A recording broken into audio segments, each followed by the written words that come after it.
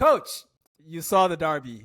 What'd you make of it? I just thought that for me, we can talk tactics as much as we want. It felt like more of an emotional collapse from United in this one. Yeah, I'll be honest. I'm not hating on City, not even because we're playing them next, but I don't think they were that impressive, and No, they weren't. that's what is the most disappointing Damning. thing for United. Like they weren't that impressive, and they scored 3 goals without being good, basically. Um, I mean, if City were good, it could have been 7, but they just weren't. They weren't good, and United still gave up 3 goals. That's why I'm not sure.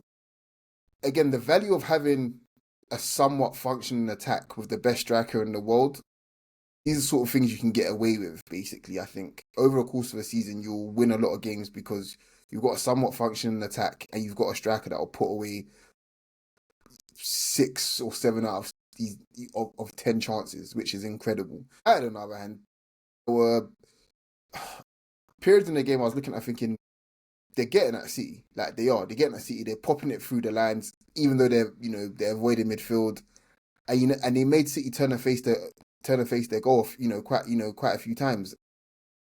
But they weren't doing much with it, and Yeah, when every attack ends at Patrick Dorgu's feet, he's gonna be a good player someday, but he's not the one that's gonna make the difference in games. Like it should have been the other way. The attack should be ending on the other side with Mbeumo.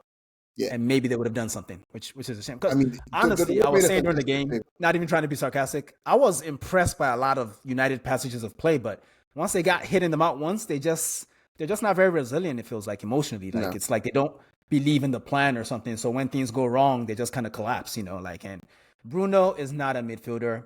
Whatever this experiment is, it needs to end. The amount of times I've seen this motherfucker not track a runner, it's pissing me off. The Foden goal should not have happened. If Bruno just tracked his runner, that goal doesn't happen. We saw it against Fulham the other week as well. So it's tricky. Tosin, I know you're out on Ruben, but what would you like to add here? You know how we had an indirect free kick in the PSG game? They're like a very rare.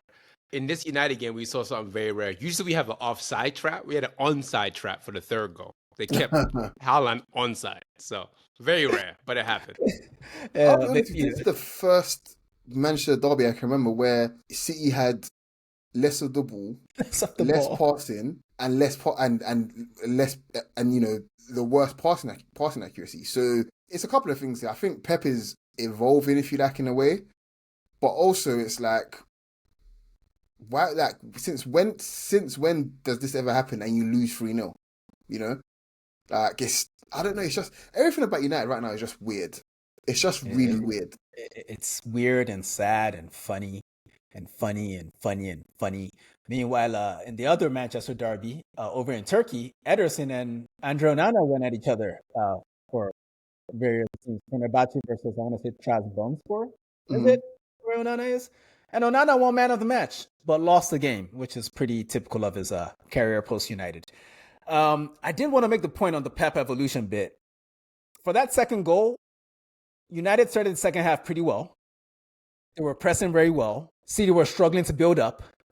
And they were like, fuck it, we're going to use our giant goalkeeper to kick the ball to our giant striker, Donnarumma, who that save from Mbeumo just made me realize that, fuck, now everybody got to deal with this big Italian fuck. Anyway, they just bypassed build up and midfield altogether. They didn't even really, he didn't kick it to Haaland, really. He just kicked it out of touch in United's half.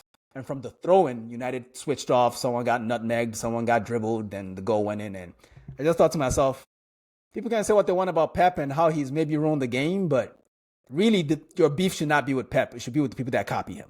Because this man is a coward that is willing to do whatever it takes to win a game.